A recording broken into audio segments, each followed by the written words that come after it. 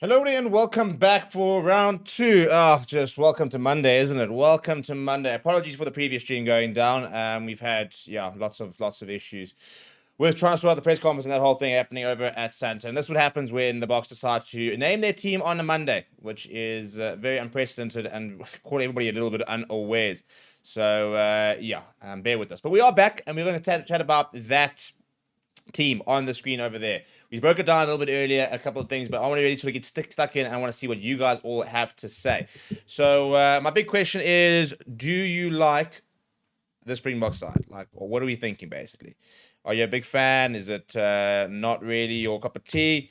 You give me a yes or no. You almost need to do like a rate the team between 1 and 10, which would be quite a cool concept actually. But anyway, I'm going to ask, are you happy with the Springbok team? Big question mark, simple yes or no.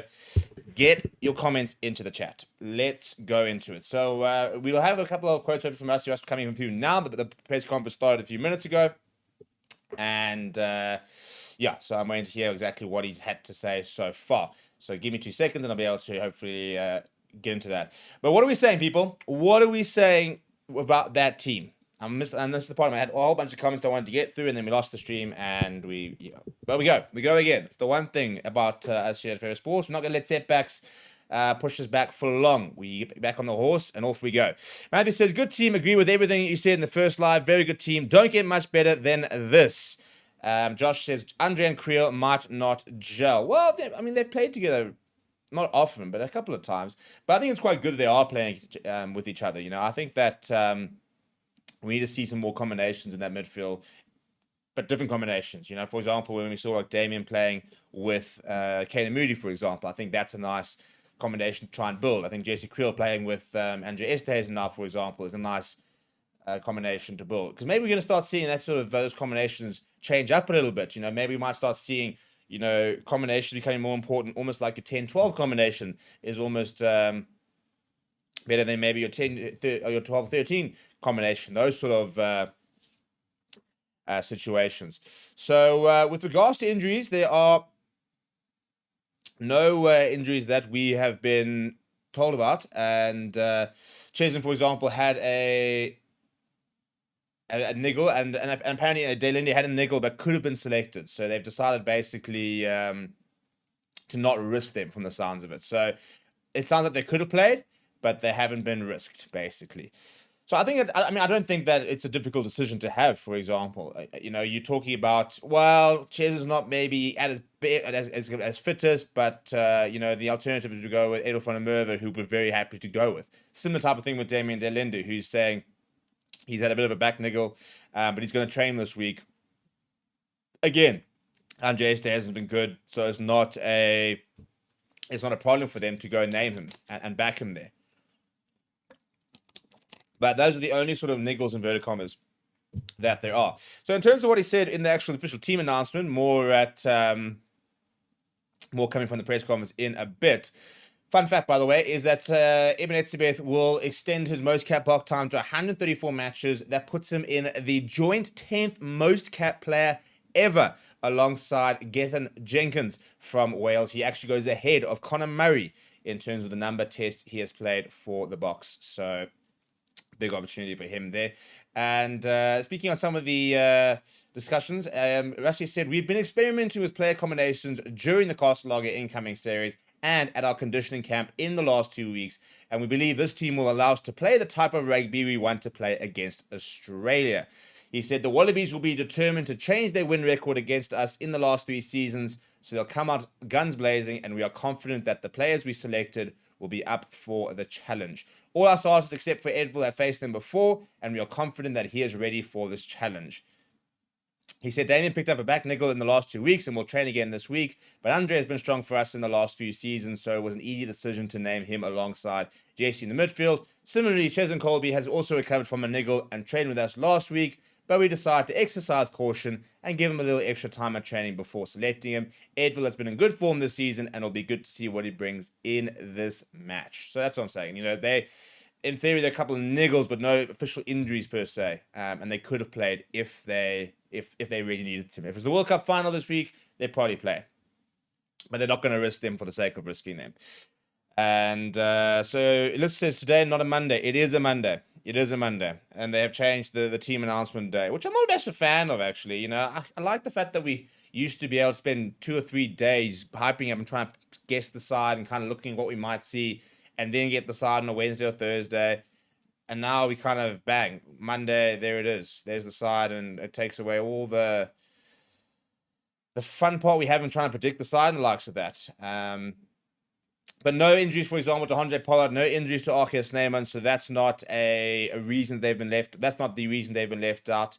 And yeah, it's going to be interesting to sort of see kind of what those sort of players' roles are going to be in the future and kind of where they might kind of fit in. So it's interesting to sort of see that they've gone with this sort of combination. Now, what I spoke about a little bit in the previous video is the fact that, you know, line options, for example, Sirikisi at 8's a big call. He's not a line option like a Kobus Visa is when he plays in the number 8 jersey, like a Cameron Hanekom would be when he played in the number 8 jersey.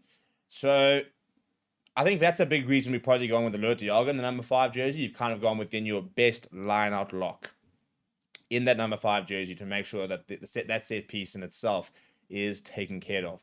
And I think that's also probably why you got Franco Mostert off the bench to do a similar type of thing. So Ruan Lokia, I think, can feel quite hard done by in terms of the form he's shown in the last few tests. And I think he's been really, really good. I would be surprised if we don't see him next week, to be honest. And I'll be interested to see how much rotation we see next week. Ty Smith, to answer your question, 100 pilots just been left out of the side. Antonio says, a C at 8 is surprising. I'm happy with the team, especially under the high ball and the fast pace we can expect. I'm curious, given this team, what does that mean for the team for Eden Park? Evan said, who is more likely to play full 8, Van Staden or Sia? Well, I personally think that they might both get taken off because you can actually then go and move Andre Esterhuizen to the bench. You know, you can move him to the bench, not to the bench, to the flank. And you can replace Sia Khaleesi and Valka Verstappen, bring on Kwaka Smith, the number 8 jersey, and move Andre Esterhuizen to the flank. You could put Damian Willemse at 12, for example, and you could have Kane Moody at 13 or Kane Moody on the wing,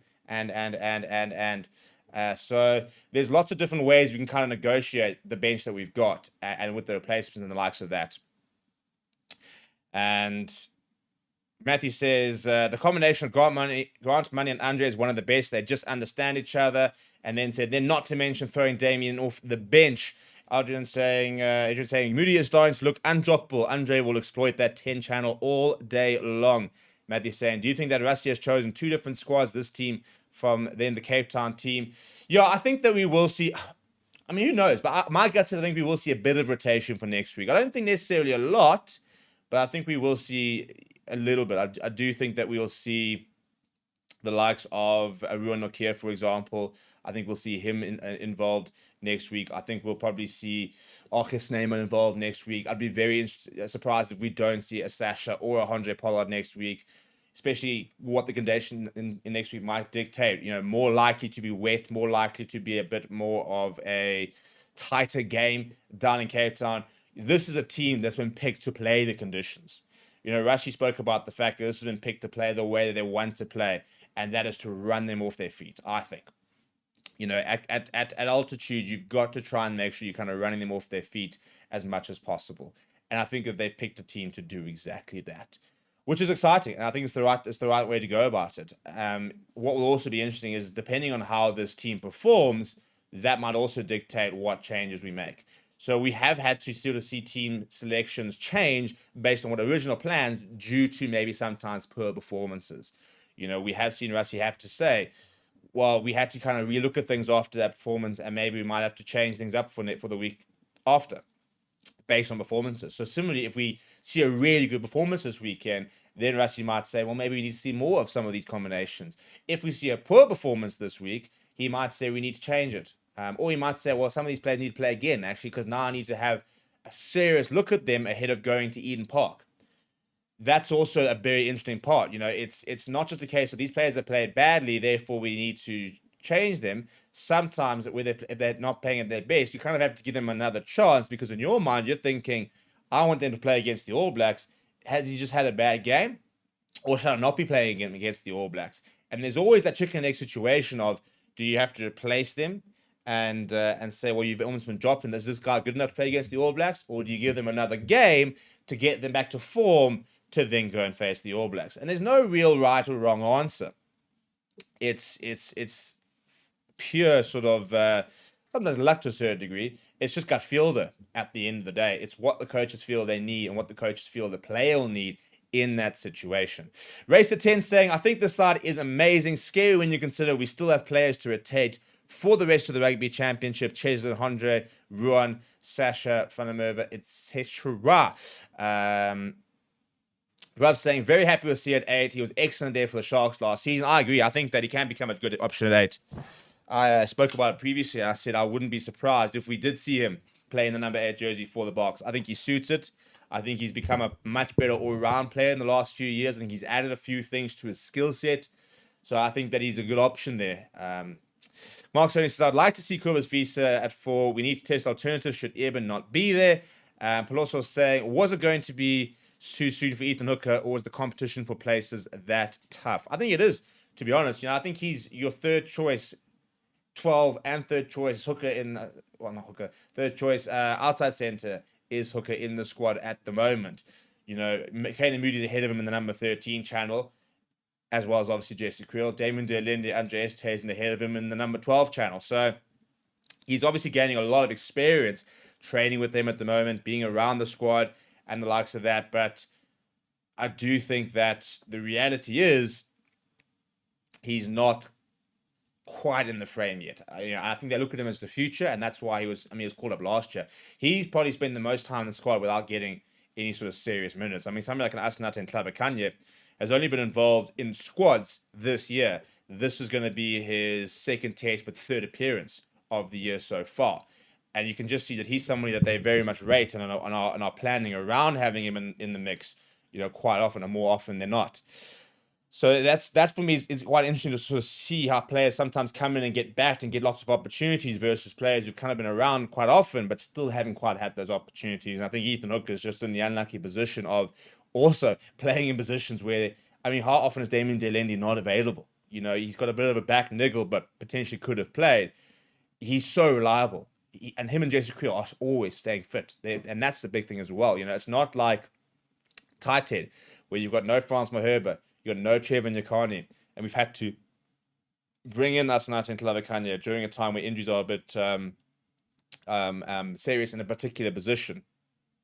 And that's a big part. I think it's huge that he's been picked ahead of Thomas Tutoy, and I think it's big that he's been picked ahead of Vincent Koch. I think it's the right decision. I think he's playing at a field that he understands. It's a really good place for scrummaging if that field holds up. And I think that if there was a time to give him a chance here or Cape Town, this was the one. I think Thomas Tutoy will come in next week, but I want to see Thomas Tutoy at number 3. I know that originally, for example, he was a loose head, and a lot of people sat there saying he's a better loose head, but he's not played loose head week in, week out for years. He is an out-and-out tight head these days, really. He's a tight head that can play at loose head these days versus what used to be a loose head that could play at tight head.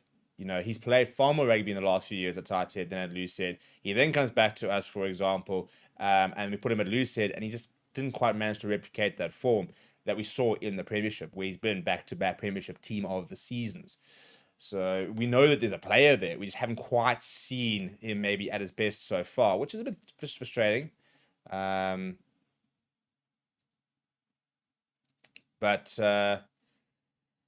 Yeah, it was interesting to sort of see that he hasn't been given that chance. And I think that, if we do see him next week, I'll be interested to see if we might see him start.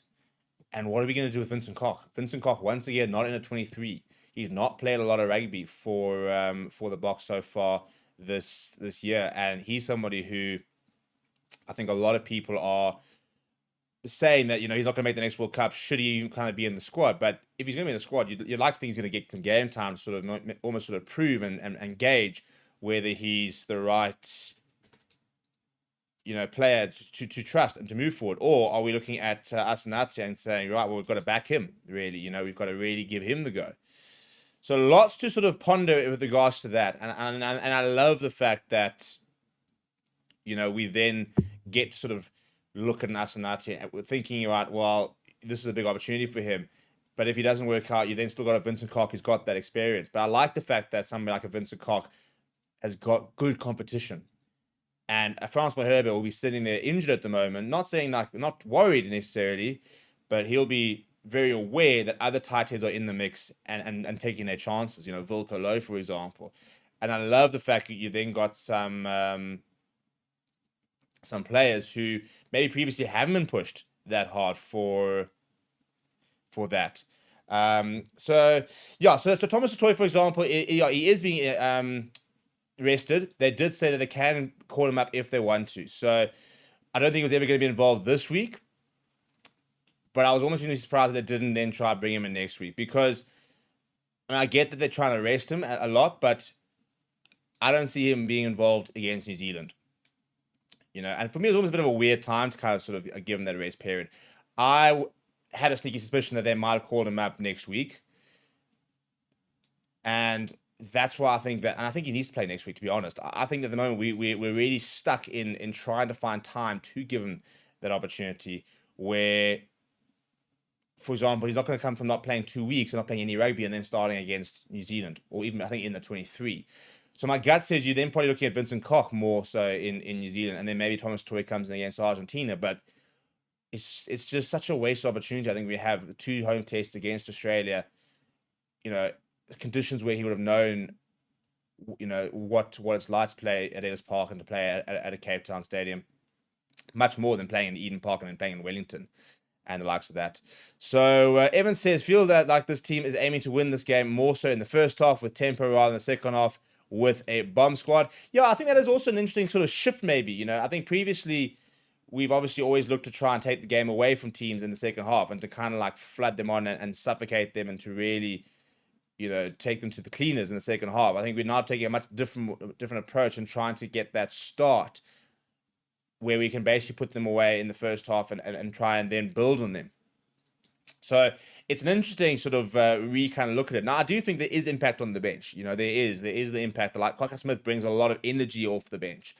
You know, Kobus Reinach, Kayman Moody, Damian Willems, those are nice players to bring off the bench. They will up the tempo. They certainly will.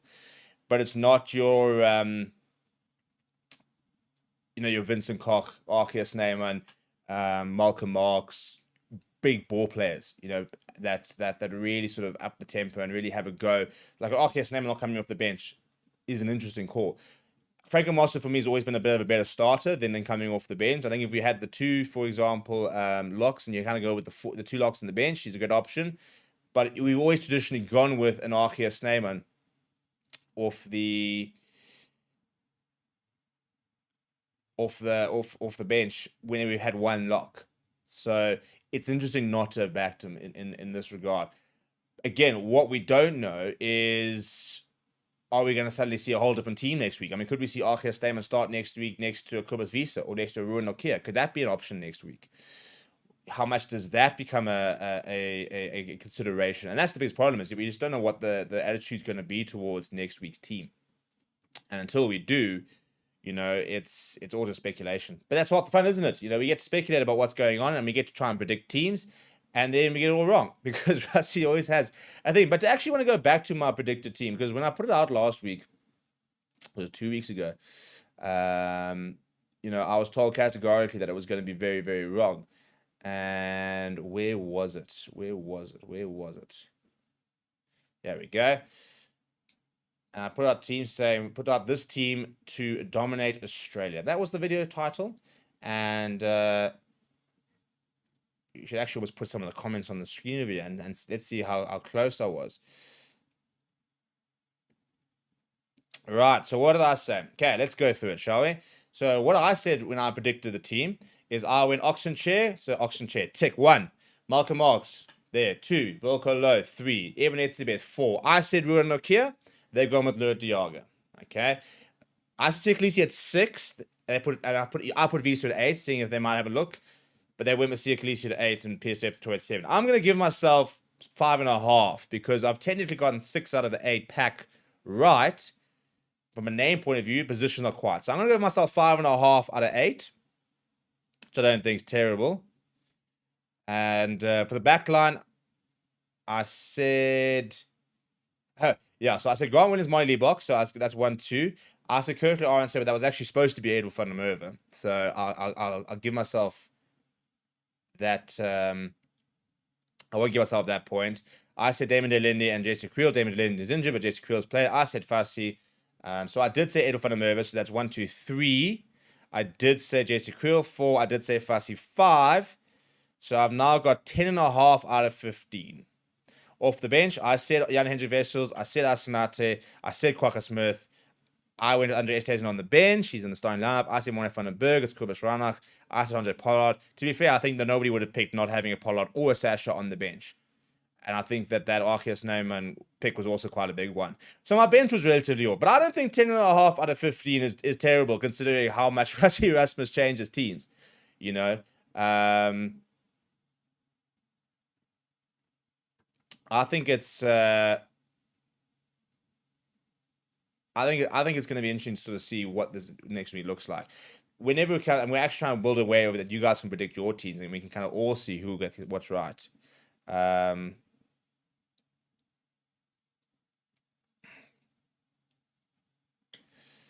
So it's going to be interesting to sort of see how this changes. I mean, because I think predicting next week's team is going to be very, very difficult. And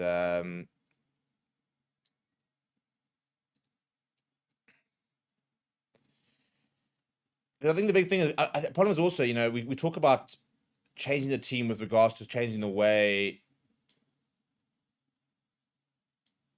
that we perform this weekend. You know, I think if we perform poorly this weekend, then that will affect the team next week. And I think that's going to be an interesting aspect to it, isn't it? Jean Schurt says, why not give Jean-Luc Dupré a shot instead of playing an experienced player? We want to win at the end of the day. You know, it's not just about experimentation. Errol says, trio look much better. Problem areas 6 and 8 address. Look at Curry Cup. All the locks can drive, but not the block number 4. Crazy. Saka says, to my disgust, the team's solid. Contender says, no one has talked about Marco getting a nod at 6. Shows faith from coaches, giving consistent and very good performances. First time we are seeing him and Sia in the starting 15. Alex says, who's our normal 6? Well, it's normally Sia Khaleesi. If chooses number 6 position. Jean says, I don't like the idea of Rassie changing the team depending on what the opposition opt for. Seem like we'd let the opposition dictate who we pick or what we do. Can of worms type stuff. Contender then saying, if we put Willemse at 12, Esterhuis in flank, we might see a reshuffle of the back 3. Could we see Kurt Lawrence get subbed and Edel van der Merwe to 11? Or Fassi goes off, Kurt Lawrence to 15, or straight Edel van der Merwe and Moody swap? Yeah, I don't think we'll see Fassi really go to the wing. Maybe we might see Willemse go to fullback and Fassi go to the wing. But yeah, I don't really see it, in all honesty. I would like to see David Willemse at 12. I really, really would. I would really like to, and that gives you an opportunity to, and I'm sure that must be consideration because it gives you an opportunity to then try Andre Estevez more at flank as well. So I think if things are going well, if you know, we're on top of the game, I think we might see that. If we're not, then we're going to see Andre Estevez and probably just be play the full 80 at centre, and we'll probably see Damien Willemse coming on at 15. Or coming at 10, and that's what's also quite interesting. The fact that we've got no natural fly half replacement, so there's no Sasha, there's no Pollard. Lots of people are going to be concerned about the goal kicking, for example. But I think that Mani will be fine. I think that he did look a lot better last time he played. You know, when he played down in Kobecha, and he kicked pretty well, looked very comfortable. So, yeah, I think it's going to be an interesting aspect of that game. You know, how well he kicks for goal, and you know, what are they going to, and if he doesn't kick well, for example, but we score tries, is that going to be a considered issue? Or, I mean, we always forget I'll never forget that response from Jacques Ninoba, where they said, you know, is Mindy Box goal kicking an issue? And he said, not when he wins man of the match. And I was like, spit bars, Jacques. And he was right, though. In fairness, he was 100% right, you know, because at the time, yeah, he missed a few, he left some points out there, but he also we also had a bonus point win against Scotland in the World Cup. We were ranked 5th in the world at the time. It was a huge statement performance, and he got man of the match. And it was a bit of a case of, well, if he's going to create more tries, then, and I think even against, France, missed a few kicks, but also created tries. So it's the continued trade-off, and it's not ideal to have the kind of trade-off. The issue comes with the fact that we don't have for example, a Thomas Ramos, or like, for example, France had in the last tour here. What's his name? It's one of my favorite players at the moment. It'll come to me. The scrum off, who was kicking for goal. And that's kind of our frustration, is that we don't have a Percy Montgomery even. A fullback who operates on over 80% and can do those sort of, that can operate that role. Because then Springbok wouldn't even have to worry about kicking for goal.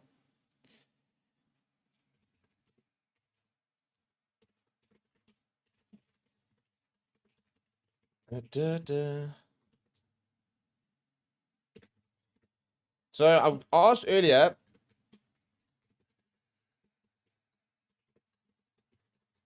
are you happy with the team? And 88% of people have said yes. So it's not bad, not bad. I usually say anything north of 80 is pretty good. But if you're not happy with the team, what are you guys said? There's a couple of people asking questions. My chair needs to be regassed. I'm suffering over here. We got my Scots going. But what don't you like? Of this team. If you're one of the 12%, 11% apparently, because YouTube can never add to 100. If you're part of that 11%, what don't you like about this team? What would you change of this team? So Leandro Baez says this is about to be a record score. Robert Vilko says Grant Amoni is a fire combo. Katenda said Jesse needs to step up this week. I reckon his experience and pure power will tame Swali'i. Estes needs to dominate versus Ikatar. I'm concerned with Vessels and Bongi. I hope they don't fumble. Robert says behind a monster pack. And Mo says Asanata coming in to scrum off the bench is interesting. I'm predicting a big game for him. I'm such an Asanati stan. I think he's got such good all-round ability. And I think that, we've seen people speak about his size and his weight. And it's such a lazy analysis because you take one look at him and you say, yeah, I know he's slow around the field. Statistically, you talk about your battle stats, for example. The Boks have got their battle stats. He outworks a lot of people. And he goes, as I said, what he puts is output, the number of tackles he's making, for example, the carries, his scrummaging. He really, really does outperform a lot of people. And it becomes very lazy to look at somebody of his size and decide he's not fit. And actually, to be honest, we saw the same thing with Francois Herbert, We saw Francois Herbert, who doesn't look like your typical athlete, and everybody sort of sat there saying, oh, no, he's too big, he's not fit enough, blah, blah, blah. And Francois Herbert is probably one of the most underrated number 3s in World Rugby. And that is something that everybody had to then go and almost sort of put their hands in and say, right, we got it wrong, we thought maybe this, that. And you got to sometimes back what the coaches see, and that's what I say about Asanati. It's easy to look at his size and just decide he's not fit enough or whatever, and he's not conditioned. But he's put a lot of work into getting himself conditioned and making sure that he's not a passenger. And if you've watched any of the Lions rugby this past season, you'll know that he is the furthest possible thing from a passenger. He is an absolute world-class player in the making. I genuinely believe that. I think that he gets around the park really well. He contributes a lot. He's fantastic. He really is. And from an attitude point of view as well. So I think that we're going to see him putting in some big hits in the second half. His physicality is top notch. It really is. Jan HB says, stop whining about Marty. Focus on the team, which is a good team. Justice Service says, uncertainty of a kicker, I guess. If it is close, then with a bad kicking game, that could come into play. The hope that we don't get multiple loose forward injuries. Illicit phase says, Asanati to give Will Skelton an HIA. Well, that's going to be a massive collision. If those two run into each other, then the ground might split. Burning Flash said, Marnie's kicking will be okay. Trifest on the cards. Boks going for a big score. Damien at 12. Moody at 13. Andre at flank. Just watch this. Errol says, could have changed Archer for Mostert on the bench. We need weight in pack. Caesar says, what happens when Albert Lowe comes back? It's a good question, actually. I was trying to do a sort of prediction squad of who's going to go to the next World Cup, and I had him in my squad. I said that he will make the World Cup, and I think that right now He's probably ahead of the likes of Vincent Tuka in the pecking order. I'd like to see Vincent play a bit more. I really hope he gets the call up and plays against Argentina, because I think that he looked really good. But yeah, I'm very interested to see kind of what's going to happen when Albert Lowe does make his return. He was actually running last week, which was really good. He actually posted on Instagram him on a treadmill. So really, really good to see that he's starting to run. We'll probably only see him towards the end of the year. I don't think we'll see him play for the Boks this year. He'll have to come back and kind of get himself going for the Bulls again before he gets that call back up. So Carl says, fantastic team, going to tear Wallabies apart. Then Dricker's going to maul. Comes out, great weekend for South Africa. Well, it needs to be. I had such a bad sporting weekend. This last weekend, it was a disaster, an absolute disaster. The Lions lost. United drew in preseason. The Proteas lost yesterday. I had none of my team, and then Tommy Fleetwood last night buckled in the PGA Tour. Like, can you guys? I just needed one thing to go well last night. The only thing actually was that Stingers won. I think somebody even said that in the last stream, is the fact that the Stingers won the Live tournament, and Live coming to South Africa next year is going to be absolutely phenomenal. But yeah, the point is I need a good sporting weekend, because I usually relied on the Lions during the Currie Cup to sort of pull my weekend through, and it didn't quite work that out. So that wasn't ideal, to be perfectly honest. That was not what I needed. So this week I need to set try-fest from the Boks, and I need to see Argentina beat All Blacks, because that'll be fun. Contender says, if we seal the deal this week, Rassie will put Sash at 10, Polly kicks at 12, like Farrell Moody at 13.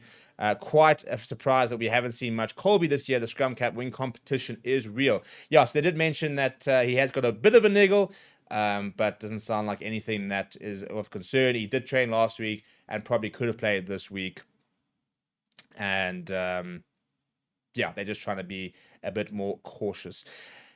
Troy and Wainwright says, good team. The only changes I would make is to start Bongi and have Pollard should be on bench just in case Money is bad at kicking for poles. Evan says, from a future view on the World Cup, I'm only concerned certain players are not getting caps. Otherwise, a good team that needs to perform. Daniel says, I wish Vincent T was in the team. Outlaw says, is this the best team? Lol, the team is laughable. Okay, well then come on, Outlaw. Cock on the block. What's your team? Put it out there. Don't throw rocks. What is the better team?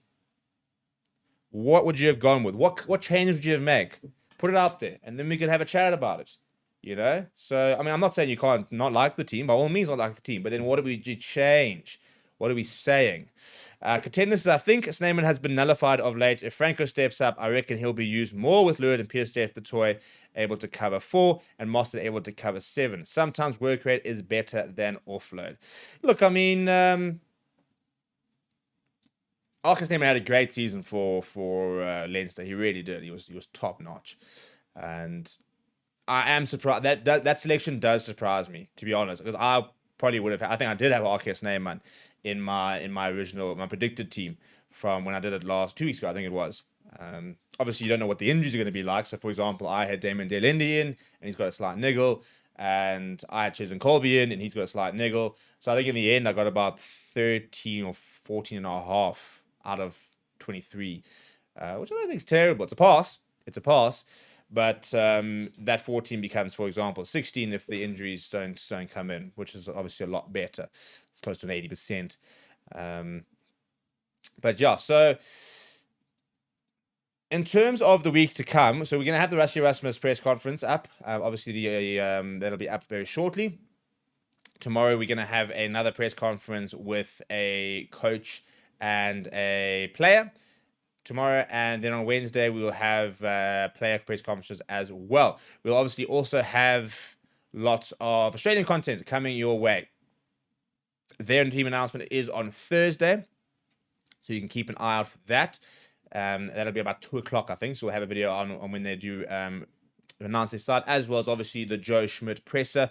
We will have your team photograph. We'll have your team training. That'll be on Wednesday. We'll have team training footage. We'll have captain's run on Friday for both teams. So lots and lots of content coming your way, as well as then obviously on Saturday itself, we'll have plenty of content. So, but the main reason I'm telling you all this is that if you're not subscribed to the channel, make sure you do. We are past that 90,000 subscriber mark, which is very exciting. So please make sure you do join the community by making sure that you subscribe to the channel as well. And then a bit of a personal punt. I've started something quite interesting, something a bit of fun, and that is a personal Patreon where I do a couple of more relaxed, sort of less news kind of stuff. And that was launched last week. So if you would be considered becoming a member, I'll put the link in the description, shall we?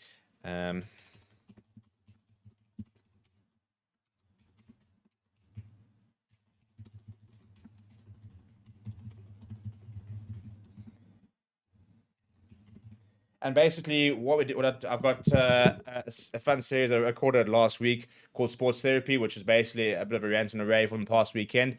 And we've also got a very cool thing happening on Fridays. We're going to be dropping audio documentaries. The first one is Kamstaldrat. That drops on Friday. And it's about a 20 minute audio documentary on different sporting scandals. We've got the Escobar brothers, or the Escobar, and that whole sort of the way they ended up with assassinating the captain of Croatia, not Chile, Colombia. So we've got that audio documentary coming in. We've got a couple of cool rugby documentaries as well, audio documentaries. So sort of podcast vibes on your Friday mornings, on your way to work type of thing. So yeah, please do consider going and joining that. And any support would be highly appreciated. We are going to have Sports Therapy out by tomorrow, the latest. Hopefully we'll have it out this afternoon. And it's been a rough few weeks from a sporting perspective, so there's plenty to rant and rave about later when that comes on. And then we've also got a couple of other things in the works, so please make sure you subscribe and go check out our community page as well. Lots of different sort of channels and different projects in the works and around you. Our sort of whole point of Ferreira Sports is to give you guys as much access and content and information as possible regarding Springboks, rugby, and the general sport as well. So yeah, any support is always appreciated across those different platforms. Going back to some of the comments, WLK says, where have people been in the past 5 years? Rassie makes changes almost every test. There is no strongest team in Rassie's world. Every player has to be able to start. When are people going to wake up? Yeah, look, there's a lot of rotation, but there's still going to be a strongest team. In the World Cup 2023, we still named, I think it was 3 in a row, unchanged 15s. I think actually set a record for the most unchanged 15s in a row, for example. So currently in between World Cups, there's always going to be changes. But, to suggest that there is no strongest team, there is a strongest team.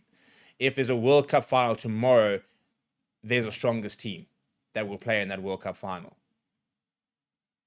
So that's, yes, now there's lots, and that's the whole point, is that to try and create the depth and trying to make sure that if there are, injuries and the likes of that, other people can kind of step up. But there is always going to be an inverted commas strongest team, because if there was going to be a final, and what we'll see against the All Blacks will be basically the strongest side we've got in the Eden Park. That will be what we consider our strongest side. Yes, there might be a specific 1 or 2 selections for that specific game, but we're going to drop our strongest 23 for the conditions, the likes of that we've got available. Mo says, Asanati will be a bomb squad by himself. He's one guy I can see playing NFL. He has that size and rugby stamina. Contender says, I want to see more Marnus van der Merwe. Good to build depth at 2. Could we see Willemse kick for poles? If Marnie is not in sync, worst case, Fassi kicks for poles like Sharks. Willemse plays 10. Look, we have seen Fassi kicking for poles in the URC when the Sharks had a few injuries. I've also seen Damien Willemse has been working on it quite a lot himself. When he was coming back from injury, one of the things that he was working was with the kicking coach and really trying to add that sort of string to his bow. So that's something that he is definitely trying to look at adding. Butler says, I'm not really sure about Marco and playing Sia at 8. If Sia can't play at 6, I don't think he should be in the team, because that's taking caps away from other players. Well, Sia is your number one choice 6. Sia playing at 8 is not about him not being good enough to play at 6. Him playing at 8 is the fact that we don't have 8-man options. So if Justin Visa was fit, he'd probably be at 8 and Sia would then be at 6. So I don't think this is a case of we're making accommodations for Sia to be at 8. We need a number 8, and he's what we're picking as the best option in that jersey, which I don't think is a bad thing at all. I'm interested to sort of see how it goes, actually, because I think that number 8 jersey is quite it's an interesting one. We still looked at lots of 8s between 2019 and 2023, and still had 12 million starting in the World Cup final. But Jasper Wiese wasn't in around that mix, and that number 8 jersey for the Boks is obviously quite iconic. So I think it's going to be interesting to sort of see which different players get options at 8. So Johan says, great team, getting the Branners and Brightflay ready. Carl says, super excited to see you at 8. And Taboho says, what do you think about the Springboks chance at Eden Park? It's a massive, massive test, I think. I think we can do it.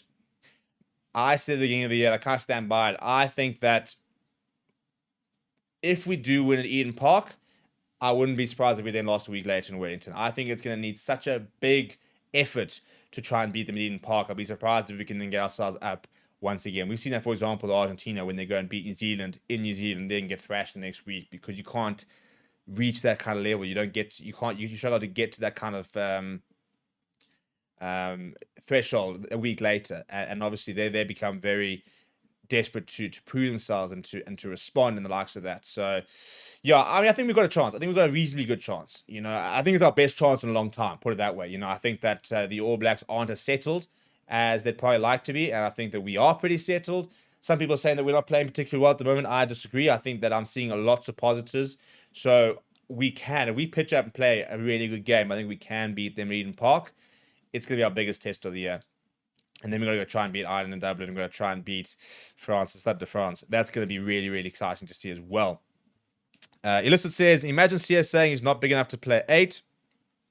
Mo saying, I'm excited to see the combination of Marnie and Williams work. Do you think that Sasha will start Eden Park? My gut says no. I think it'll be either Andre or Marnie, and I expect Andre to start. It'll come down to conditions, I think. If it's going to be wet and cold and we're expecting a tight game with lots of set pieces, then I think that Andre will come in and he'll play there. So I think that's kind of more where I'm at. And if it's dry conditions, then I honestly wouldn't. I would back Moni. It's interesting because a year ago, obviously, Sasha was kind of almost like, inverted commas, the number one choice. He started both those tests against New Zealand. Started the first test at least. I think he came off the bench for the second test. Could have been a long time ago. What we saw against Georgia wasn't amazing. And I think that we are seeing a player who is incredibly talented, but he's also very young. And I think we need to be very aware of the fact that he's not the finished product, and it's going to take him a while to find that consistency. Because that's what you get with young players. You see inconsistency. With senior players, you get a much more consistent level of performance. With youngsters, they're far more kind of like sort of Mavericks vibe, where one game they'll be untouchable, and the next game they might not be at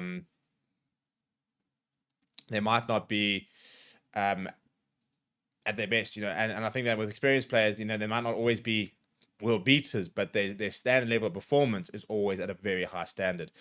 Butler says, I'm more of the get Johnny du Preez up in caps and confidence in being around the team again. Sia is a good player, but I wouldn't play him over a natural 8. Yeah, I don't think that Johnny du Preez, to be honest, is that high in the pecking order, in all honesty. I think that he missed a big opportunity. Obviously, it wasn't his fault, but he, left for paternity leave, basically. He had his child just after that Barbarians game. And I think he probably missed out on an opportunity. I think he probably would start the number 8 jersey against Georgia. So they're having a look, obviously, to see what Sia can do at 8. Johnny du Preez could very well start next week. I don't mind the Sia Khaleesi at 8 selection, though, to be perfectly honest. I think that when Cameron Hanekom comes back into the mix, you could go Cameron Hanekom 6, Sia 8, vice versa. Because I think that naturally, Cameron Hanekom for me is probably the replace for Sia at 6. I think we've got better. I think we've got more 8-man options coming through than probably number 6 options. And therefore, you could have a Jasper Wiese at 8, a PSF the toy at 7, a Cameron Hanekom at 6.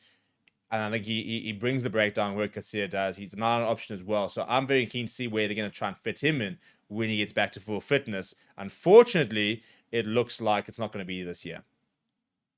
And that WLK is still saying there's no strongest team. If there was, we'll all be able to name that team.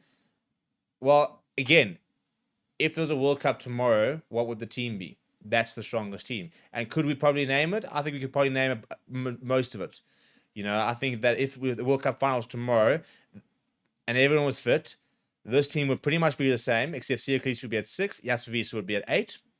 And you probably put Andre Pollard at 10, Grant Williams at 9. You'd have Cheslin Colby ahead of Edward van der Merwe. You'd have Damien de Lende ahead of JC Creel. And then Philipson, Upland Fassi could be a bit of a coin toss. you would still be able to, I believe, predict 13 out of the 15 players if the World Cup final was tomorrow.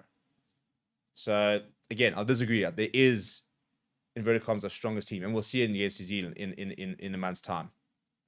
Next says, this is the season everyone will be reminded how good Luat Diaga is. Oh, I really hope so. Caesar says, what more does Ruiz have to do to be able to make the team? A lot more, evidently, because he's just not really in the mix. And, yeah, for whatever reason, I don't know if it's an attitude thing, if it's a stylistic point of view, he just doesn't really seem to be gelling at the moment with the box coaches and within the box setup.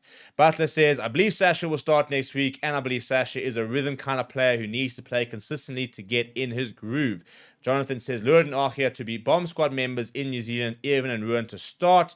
Not the bad call. I think a lot of it will depend on how Franco Mossa goes this weekend. Kevin says, no Bok team is a bad team. This could be a tester for the second Aussie game, where I think Rassie will step it up to get the optimum side for the All Blacks leg. Jason then saying, but if he said keep Jason out of the Rook, I have something to do as a player. It's not legal. It's not illegal. But if he said keep Jason out of the Rook, I have something to do as a player if it's not illegal. Not sure what we're referring back to there, Jason.